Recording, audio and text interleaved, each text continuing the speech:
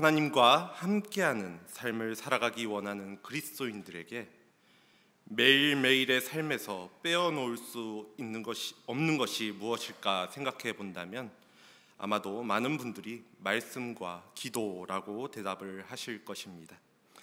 하나님의 말씀인 성경에는 하나님이 어떠한 분이신지, 또 그러한 하나님께서 우리를 얼마나 사랑하시는지에 대하여 기록하고 있고, 이러한 하나님을 알아감으로 우리는 하나님과 더 친밀한 관계 속에 들어가게 됩니다.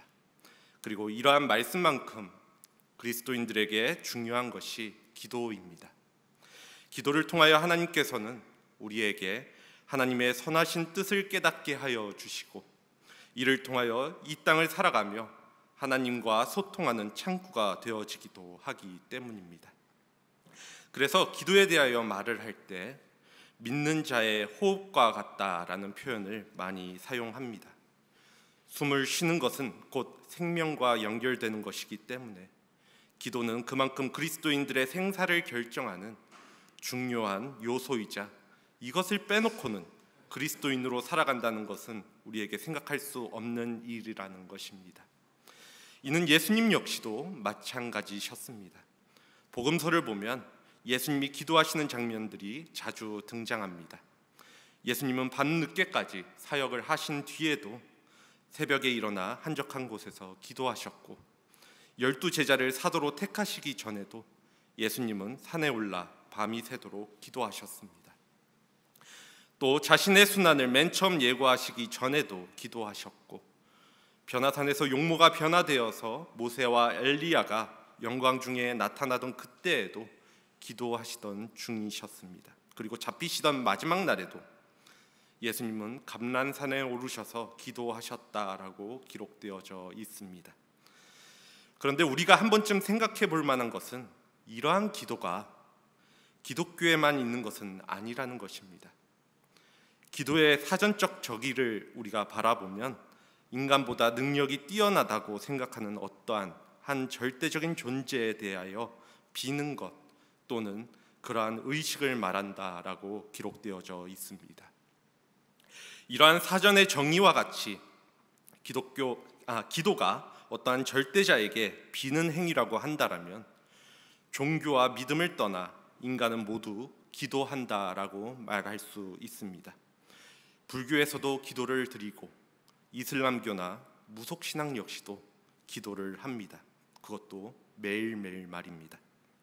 그렇다면 기독교가 말하고 있는 기도는 우리가 믿고 비는 대상만 다른 것인가, 하나님이라는 그 대상만 다른 것인가 라는 질문을 던져볼 수 있을 것입니다.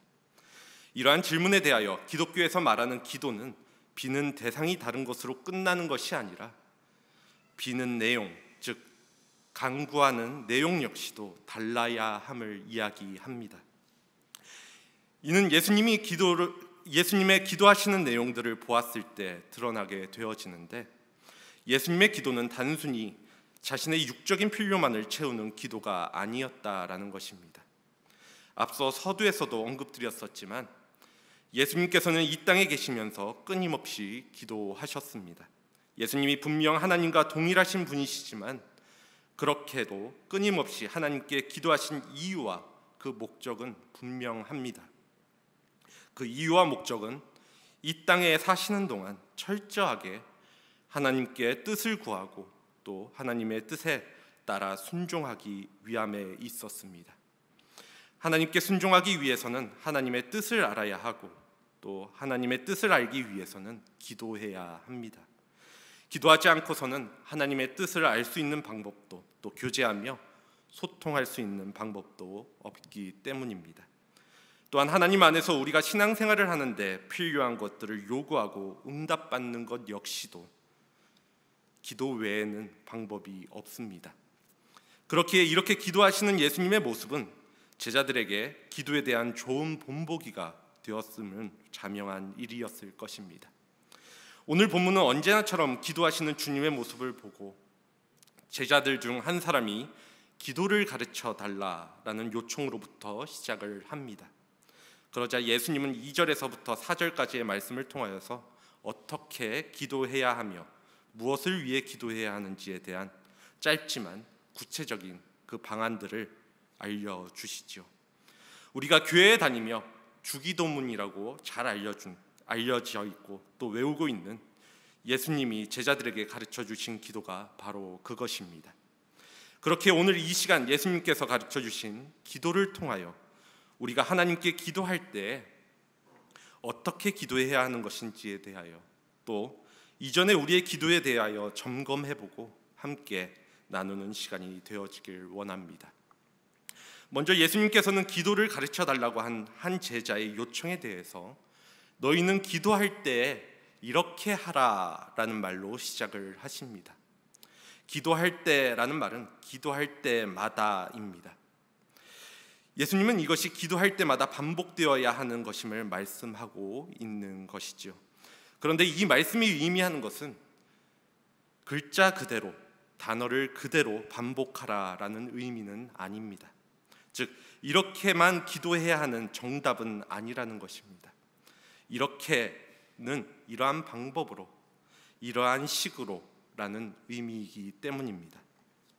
예수님도 기도하실 때 언제나 같은 기도를 문자 그대로 반복하지는 않으셨습니다.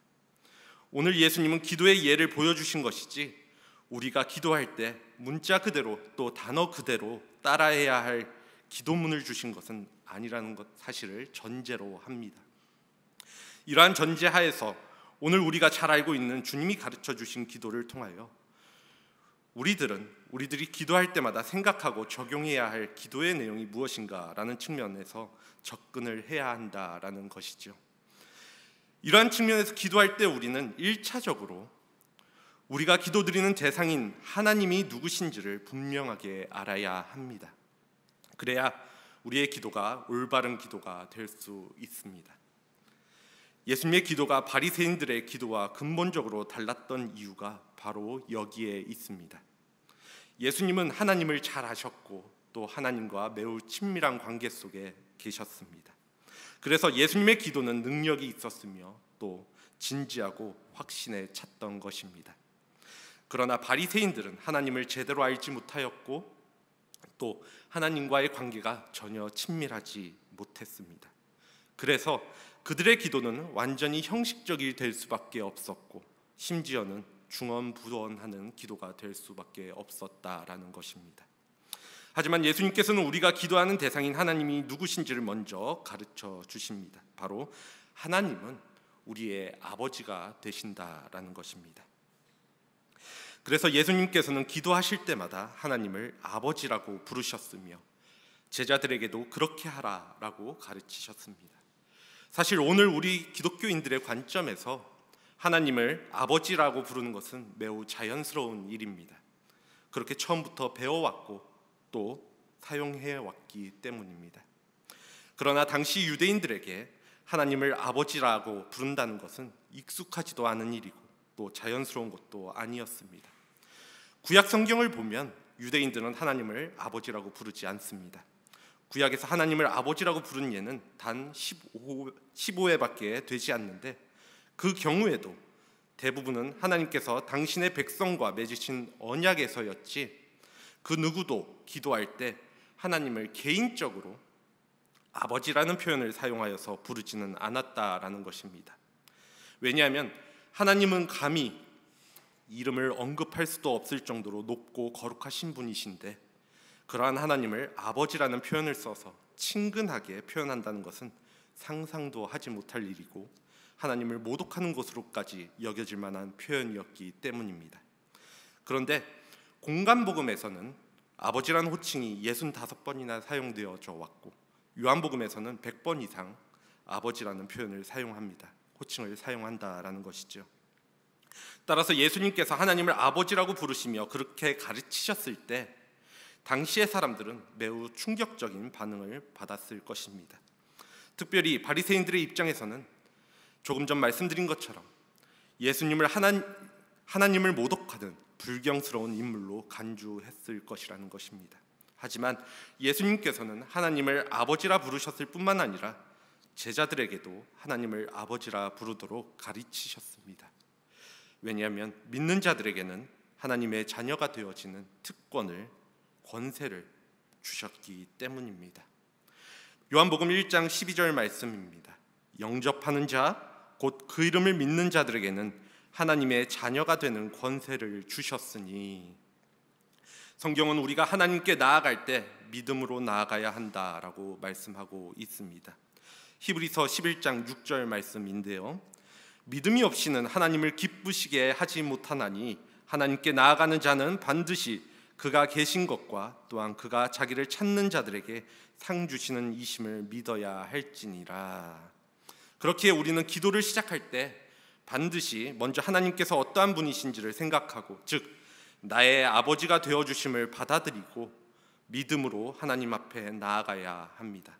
하나님께 나아가고 기도할 수 있는 사람들은 하나님을 아버지라고 부를 수 있는 사람들 뿐입니다. 그리고 하나님을 아버지라 부를 수 있는 사람은 바로 예수 그리스도를 영접하고 그 이름을 믿는 자, 곧 우리 그리스도인들 뿐입니다. 사도 바울은 성령님께서 우리에게 하나님을 아버지라고 부르게 하신다라고도 말씀하였습니다. 로마서 18장 14절에서 16절 말씀입니다. 무릇 하나님의 영으로 인도함을 받은 사람은 곧 하나님의 아들이라. 너희는 다시 무서워하는 종의 영을 받지 아니하고 양자의 영을 받았으므로 우리가 아빠 아버지라고 부르짖느니라. 성령이 친히 우리의 영과 더불어 우리가 하나님의 자녀인 것을 증언하시나니. 즉 이 아버지라는 호칭은 예수 그리스도를 통하여 구원받은 하나님의 백성들이 하나님의 자녀가 되었음을 고백하는 새로운 호칭입니다. 우리가 기도드리는 하나님은 전지전능하시고 또 창조주이시며 만유와 역사를 주관하시는 분이십니다. 또 자비로우시며 공의로우신 분이시죠. 그러한 하나님께서는 우리를 밤낮으로 돌보아 주시며 우리에게 필요한 것들을 풍성하게 채워주시기를 기뻐하시는 우리의 아버지가 되신다는 사실을 기억하셔야 합니다. 하나님 아버지께서는 우리에게 신실하시고 자비로우셔서 우리가 기도하는 것을 반드시 응답해 주십니다. 남이 아니라 우리와 친밀한 관계 가운데 있는 아버지가 되시고 우리는 그분의 자녀이기 때문입니다. 그러므로 우리가 기도할 때 하나님이 누구신지를 기억하면서 하나님을 아버지라고 부른다면 이러한 아버지 앞에 자녀로 나아가게 될 것입니다. 그리고 우리가 하나님을 아버지라고 부르고 믿음으로 나아갈 때 우리의 기도는 예수님의 기도처럼 풍성하여지고 확신에 차며 기쁨이 넘치는 기도가 될 것입니다. 그러니 예수님께서 기도를 가르쳐 주시면서 하나님을 아버지라 부르라고 가르쳐 주신 것을 잊지 마시기 바랍니다. 예수님은 이제 하나님을 아버지로 부른 다음에 무엇을 기도해야 할지에 대하여 5가지로 말씀을 하십니다. 그 첫 번째는 아버지의 이름이 거룩히 여김을 받으소서입니다. 우리가 기도할 때 가장 먼저 구해야 하는 것은 내 자신의 앞에 닥친 급한 문제들과 필요일 것 같지만 사실은 아닙니다. 이러한 기도를 우리 자신들에 관한 강구로 시작해서는 안 된다라는 이야기입니다. 우리 자신들과 우리에게 필요한 것들을 생각하기에 앞서 또는 다른 사람들을 위해 기도하기에 앞서서 우리는 하나님과 그분의 영광에 대한 기도를 시작해야 합니다. 예수님께서는 제자들에게 기도를 가르치시면서 가장 먼저 하나님의 아버지의 이름이 거룩히 여김을 받으시기를 기도하라고 하셨습니다. 하나님 아버지의 이름이 거룩히 여김을 받으시오며, 유대인들에게 있어서 이름이 의미하는 것은 그 사람의 자신과 또 그 사람의 인격을 나타내는 것으로 간주되어 왔습니다. 그렇기 때문에 그들에게 있어서 하나님의 이름은 하나님의 실존을 나타내는 것이고 하나님께서 이 땅 가운데 어떻게 드러나시느냐와 관련되어 자주 사용되어 왔습니다. 그렇기 때문에 이러한 하나님의 이름이 거룩히 여김을 받기 원한다라는 것은 거룩하신 하나님께서 거룩함을 이 땅 가운데 나타내시고 또한 그렇게 해서 피조물들이 하나님의 거룩하심을 인정하며 하나님을 경외하고 높이기를 바란다라는 것입니다. 그래서 이 기도는 하나님께서 이 땅의 많은 존재들 가운데 하나가 아니라 유일하신 분, 또 구분되신 분으로서 인정받으시고 그렇게 높임받으시기를 원하는 기도입니다. 하나님은 거룩하시고 영화로우신 분이시기 때문에 하나님께서는 그에 합당한 영광과 찬송을 받으셔야 합니다. 그렇기 때문에 우리는 기도할 때 마땅히 하나님을 먼저 생각하며 하나님께 영광과 찬양을 올려드려야 한다라는 것이지요.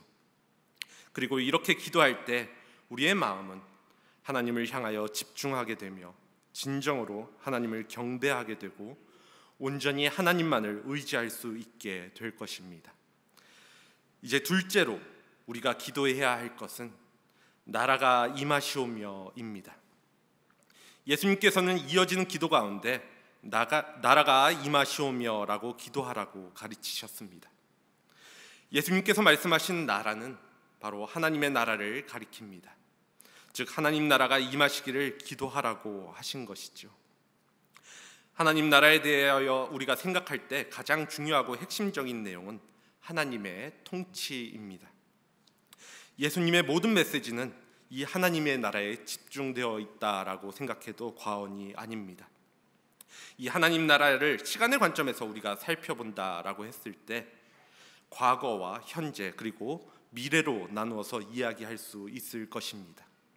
하나님 나라는 예수님께서 세상에 오심으로 이 땅에 도래하였습니다.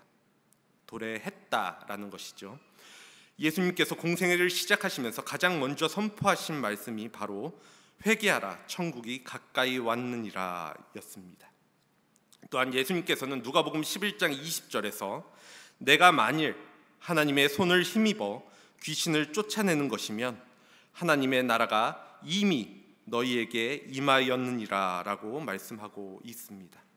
예수님께서 귀신을 쫓아내시고 또 죽은 자를 살리시며 병을 고치시고 바다를 잔잔케 하신 일은 모두 하나님의 통치가 이 땅에 임한 것을 보여주는 증거들이었다라는 것입니다. 예수님께서 세상에 오셨을 때 하나님 나라가 이 땅에 임하였습니다. 하나님 나라의 왕이신 예수님께서 오셔서 통치하심으로 하나님 나라는 이 땅에 임하였던 것입니다. 또한 하나님 나라는 오늘 이 순간, 현재를 살아가는 이 순간 속에서 하나님 나라의 왕이신 주님께 순종하는 모든 사람의 마음과 생활 속에 그리고 예수님을 믿는 모든 사람들 가운데 임하여지게 됩니다. 하나님 나라는 주님께서 오셨을 때 이미 이 땅에 임하셨고 또 지금도 하나님 나라는 예수 그리스도를 믿음으로 현재를 살아가고 있는 주님의 통치에 순종하는 사람들 가운데 이루어지고 있다라는 것이죠. 또한 우리는 동시에 하나님 나라가 온전히 이루어질 다가올 미래의 그날을 바라보고 있습니다. 이제 다가올 시간 속에서 예수님께서는 재림하실 것입니다. 그리고 예수님께서 재림하시면 그분의 권세로 이 땅을 심판하시고 영원한 하나님의 나라를 세우시게 될 것입니다. 계시록 11장 15절 말씀은 이렇게 기록하고 있습니다. 세상 나라가 우리 주와 그의 그리스도의 나라가 되어 그가 세세토록 왕노릇하리라 하시리로다. 그렇게 우리는 간절히 사모하는 마음으로 주여 어서 오시옵소서라고 기도하면서 그날이 임하기를 기도하고 기다려야 합니다. 이러한 관점에서 하나님 나라가 임하시기를 원하는 기도는 하나님의 통치가 나에게 또 나의 삶 속에 우리 가운데 또 이 땅 가운데 이루어지기를 구하는 기도입니다. 조금 전 제가 하나님 나라의 통치자이신 하나님께서 다시 다스리시는 곳이 바로 하나님 나라라고 말씀을 드렸습니다. 그렇기에 하나님께서 내 마음을 다스리시면 내 삶 가운데 또 내 마음 가운데 하나님의 나라가 임합니다. 그리고 하나님께서 우리 가정을 다스리시면 우리의 가정에 하나님의 나라가 임합니다. 그러므로 온 가족이 하나님을 섬기며 하나님의 통치에 온전히 순종하는 가정은 그 안에 하나님의 나라를 경험하게 되는 것입니다. 또한 하나님께서 교회를 다스리시면 교회에 하나님의 나라가 임하지요. 교회는 그리스도의 영광스러운 몸이자 하나님의 말씀이 선포되어지는 곳입니다. 그러므로 교회는 지상에서 가장 아름다운 곳이며 또 천국의 모습을 가장 분명하게 보여줄 수 있는 곳이기도 합니다. 즉 하나님을 모시고 하나님의 통치에 순종하는 곳에는 그곳이 어디든지 하나님의 나라가 임하는 곳이라는 사실이죠. 이렇듯 예수 그리스도를 믿고 구원받은 성도가 하나님의 통치에 순종하며 살며 하나님의 나라를 누리며 살게 됩니다. 그러므로 우리는 나라가 임하시오며 라는 기도를 할 때마다 정말 그날이 올 것을 기대하며 온전히 이루어질 그날이 올 것을 기대하면서 지금의 삶 속에서 하나님의 통치에 순종할 것을, 그리함으로 우리의 삶에 하나님의 나라를 경험하게 될 것을 간구해야 한다라는 것입니다. 세 번째로 우리가 기도해야 할 내용은 우리에게 날마다 일용할 양식을 주시옵고입니다. 이제 예수님은 일용할 양식을 우리를 위해 날마다 기도하라, 일용할 양식을 위해서 날마다 기도하라라고 하십니다. 사실 이 구절이 먹을 것이 풍족한 시대를 살아가는 우리에게 그렇게 와닿는 말씀은 아닙니다. 오늘날 대부분의 사람들은 그날 먹을 것뿐만이 아니라 앞으로 한참 더 먹을 것을 쌓아두며 살아가기 때문입니다. 하지만 예수님 당시에는 정말 그날 먹을 것을 위해 일해야 하였고 또 그날 일한 것을 가지고 먹었습니다. 오늘 배불리 먹었다 해도 내일은 또 어떻게 될지 모르는 걱정을 가지고 사람들이 살았던 시대였다라는 것입니다. 예수님은 그러한 걱정 대신에 이렇게 기도하라고 말씀하신 것이죠. 이렇게 말씀을 드리면 누군가는 이 기도가 지금 우리하고는 크게 상관없는 기도일 것이라고 생각할 수 있지만 그럼에도 불구하고 사실은 그렇지 않습니다. 우리는 이 기도를 드리면서 모든 양식은 하나님께서 주셔야 우리가 그것을 누릴 수 있다라는 것을 고백해야 합니다. 그리고 근본적으로 먹을 것뿐만이 아니라 예수님은 우리의 육적인 필요 또 물질적인 필요를 위해서 역시도 구하라고 말씀하고 계시는 것입니다.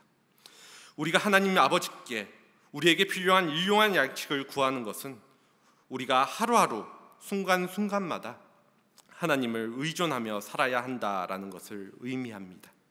우리는 결코 자율적으로 살아갈 수 있는 존재가 아닙니다. 우리의 모든 삶은 온전히 하나님께 달려있다라는 사실입니다. 그러므로 우리는 우리의 오늘과 내일을 전적으로 하나님께 의탁해야 합니다. 또한 이 기도의 내용 중에 나의 양식이 아니라 우리의 양식을 구했다라는 사실 역시도 기억해야 합니다. 기도는 나 혼자 잘 먹고 잘 살기 위해 드리는 것이 결코 아닙니다. 예수님은 우리가 기도를 통해서 우리 공동체의 일용할 양식도 함께 구해야 한다라는 것을 가르치고 계십니다. 즉, 나 혹은 우리 식구들만 먹을 것이 있다라고 또는 나의 필요가 채워졌다라고 만족해야 하는 것이 아니라 우리 주변에 굶고 있는 사람은 없는지 또 그들에게 필요한 것은 없는지 돌보고 이를 위하여 기도해야 한다라는 것입니다. 이제 네 번째 기도의 내용은 우리가 우리에게 죄 지은 사람 모든 사람을 용서하오니 우리 죄도 사하여 주시옵고입니다. 예수님은 일용할 양식을 달라라는 기도 후에 죄 용서를 위해 기도할 것을 말씀하시죠. 하나님은 믿는 자들에 대하여 이미 법적으로는 의롭다라고 선포하셨지만 믿음을 가지고 살아가는 우리는 여전히 삶에 있어서 죄의 문제를 경험하고 또 죄와 싸우며 살아갑니다. 다시 말해 우리가 의롭다함을 얻었다고 해서 우리가 삶에 있는 죄의 문제에 대하여 완전히 자유하게 살아가지는 못한다라는 것입니다. 그리고 이러한 죄는 분명하게도 앞서 언급드린 하나님 아버지와 그 자녀의 관계의 문제를 가져옵니다. 즉 우리가 믿는 자라는 전제하에서 죄로 인하여 관계가 완전히 끊어지는 것은 아니지만 때때로 아버지와 자녀라는 그 관계의 친밀함은 멀어질 수 있다라는 사실입니다. 그리고 그 해결책은 오직 하나님께 있습니다. 영적인 문제에 있어서도 우리는 하나님께 의존할 수밖에 없다라는 것입니다. 그래서 예수님은 이렇게 기도하라라고 말씀하신 것이지요. 즉 우리는 범죄할 때마다 우리가 죄 지을 때마다 주님 앞에 죄를 자복하고 또 기도함으로써 우리의 영혼을 계속해서 순결하고 거룩하게 보존해 나가도록 매일매일 간구해야 한다라는 것입니다. 그리고 이러한 기도의 전제에는 우리가 우리에게 죄 지은 사람을 용서해야 한다라는 고백에 있습니다. 그리스도인은 우리가 원래 가지고 있었던 죄에 대하여 큰 용서를 받은 자들입니다. 그렇기 때문에 다른 사람들을 또한 용서하는 자들이 되어야 합니다. 용서받은 자가 자신에게 죄 지은 자를 용서하지 않는 것은 앞뒤가 맞지 않는 일이라는 것입니다. 즉, 우리는 먼저 하나님으로부터 죄 씻음을 받은 자로서 다른 이들의 죄를 용서할 수 있어야 하고, 이러한 전제 아래 믿는 자들은 하나님 앞에 자신이 매일 범하는 죄를 고백하며 용서를 구해야 한다라는 것이죠. 그렇기에 우리가 다른 사람들이 나에게 지은 죄에 대하여 용서할 줄 모른다라고 한다면 우리가 드리는 죄 사함을 위한 기도는 진실한 기도가 되어질 수 없습니다. 이는 마치 마태복음 18장의 만달란트 빚진 자의 비유와 같이 주인으로부터 엄청난 빚을 탕감받은 종이 그에게 빚진 다른 종에게 빚을 갚으라고 요구하는 모습과도 같기 때문입니다. 즉, 우리는 먼저 하나님으로부터 죄 씻음을 받은 자로서 다른 이들의 죄를 용서할 수 있어야 하고, 이러한 전제 아래 믿는 자들은 하나님 앞에 자신이 매일 범하는 죄를 고백하며 용서를 구하는 기도를 해야 한다라는 것입니다. 마지막으로 우리가 간구해야 할 기도의 내용은 우리를 시험에 들게 하지 마시옵소서입니다. 마지막으로 예수님은 시험에 들게 하지 말게 할 그것에 대하여 구하라고 말씀을 하십니다. 누가 우리를 시험에 들게 만든다라는 것일까 생각해 보게 됩니다. 이러한 질문에 대하여 누군가는 하나님께서 사람을 시험하시지 않아? 라고 생각하실 수 있지만, 야고보서 1장 13절을 보면 사람이 시험을 받을 때 내가 하나님께 시험을 받는다 하지 말지니 하나님은 악에게 시험을 받지도 아니하시고 친히 아무도 시험하지 아니하시느니라 라고 기록되어져 있습니다. 그러니 오늘 예수님의 말씀하시는 우리를 시험에 들게 만드는 대상은 사탄입니다. 우리는 사탄의 존재에 대해 때로는 간과할 때가 있지만, 또 많이 있지만, 사탄은 분명하게 이 땅 가운데 존재하고 또 우리를 넘어뜨리고 하나님과의 관계를 멀어지게 하기 위해 늘 우리를 시험합니다. 문제는 우리가 여전히 악하고 연약한 본성을 가지고 있어서 이러한 사탄의 시험에 넘어가기가 너무나도 쉽다라는 것입니다. 그래서 예수님께서는 우리에게 이것을 위해 하나님께 기도하라고 말씀하고 계시는 것이죠. 왜냐하면 이러한 시험으로부터 오직 하나님만이 우리를 보호할 수 있으시고 이길 힘을 주시는 분이시기 때문입니다. 사탄은 우리보다도 훨씬 더 강하고 또 지혜롭습니다. 만약 1대1로 사탄과 우리가 싸운다라고 가정을 한다면 우리는 100번 싸워서 100번 패하게 될 것입니다. 그렇기 때문에 사탄과 싸우는 영적 전쟁에 있어서도 우리는 하나님께 전적으로 의존해야 한다라는 것입니다. 기도는 내 삶의 모든 것이 주님께 달려있다라는 고백이며, 주님께서 잡아주시지 않는다면 우리는 넘어질 수밖에 없는 존재라는 그 고백과 의뢰입니다. 그러니 우리는 우리에게 닥쳐오는 시련과 시험에 대하여 굴복하거나 세상과 타협하지 않도록 도와달라고, 시험에 들지 않게 해달라고 하나님께 기도해야 하는 것입니다. 말씀을 정리하며 이제 질문을 드립니다. 오늘 우리는 무엇을 위해 기도하고 있습니까? 기도를 나의 필요를 채우는 수단으로 여기고 있지는 않으셨습니까? 또 주님이 가르쳐 주신 기도를 그냥 아무 뜻 없이 단순하게 외우고 있지는 않으셨습니까? 기도는 우리의 필요만을 구하기 위해서 우리가 114에 전화를 걸듯이 하나님을 이용할 수 있는 주문을 거는 것도 아니고, 또 정신을 잃고 홀린 듯이 무당처럼 아무 말이나 중얼거리는 행위도 아닙니다. 기도는 나와 하나님의 관계 속에서, 하나님의 아버지와 자녀라는 그 관계 안에서 나타나는 인격적인 소통입니다. 그리고 하나님을 향한 사랑의 고백이며 그리스도인으로서 삶의 필요를 구하는 구체적이고 실질적인 간구입니다. 오늘 예수님께서 제자들에게 가르쳐 주신 기도에는 두 개의 기초 혹은 전제가 있습니다. 그것은 바로 하나님의 위대하심과 우리의 연약함입니다. 하나님은 전지전능하신 창조주이시며 만유의 역사를 주관하시는 분으로서 예수 그리스도를 믿음으로 자녀된 우리를 돌보는 아버지이시고, 우리는 삶의 모든 부분에 있어서 하나님께 의존해야 하는 그분의 자녀입니다. 만일 하나님의 존재를 믿는 우리가 기도하지 않는다라는 것은 이러한 기도의 두 기초 중 최소한 한 가지를 우리 스스로 부인하고 있다라는 의미일 것입니다. 하나님이 어떠한 분이신지를, 또 그러한 하나님이 나의 아버지가 되신다라는 사실을 부인하고 있거나, 그것이 아니라면 내가 얼마나 연약한 존재인지를 부인하고 있다라는 것입니다. 만일 아직까지도 나는 그래도 기도할 것이 생각나지 않아, 무엇을 기도해야 할지 모르겠어 라고 생각하신다면 우리가 어떠한 존재인지를 생각해 보시기 바랍니다. 우리는 스스로 충분한 자들이 아닙니다. 또한 혹시 기도하시기 전에 기도하시기에는 너무 큰 문제를 가지고 있다라고 생각하시는 분들이 계시다라고 한다면 하나님이 어떠한 분이신지를 생각해 보시기 바랍니다. 그분은 전지전능하신 왕이시며 우리를 돌보시는 아버지이십니다. 오늘 예수님이 가르쳐 주신 기도는 단순히 기도라는 종교적 형식을 가리키고 있는 것이 아니라 우리 삶의 내용을 가리킵니다. 무엇을 그리스도인이 살아가는 데 필요한 삶의 내용으로 삼아야 하는지에 대한 가르침이라는 것입니다.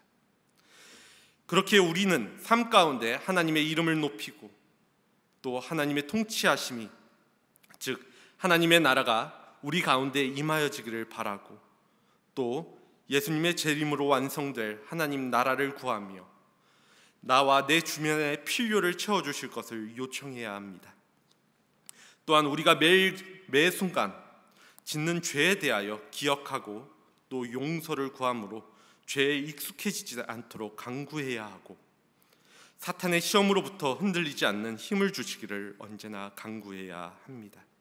이러한 기도를 예수님께서는 특별할 때가 아니라 기도할 때 이렇게 할 것을 말씀하십니다.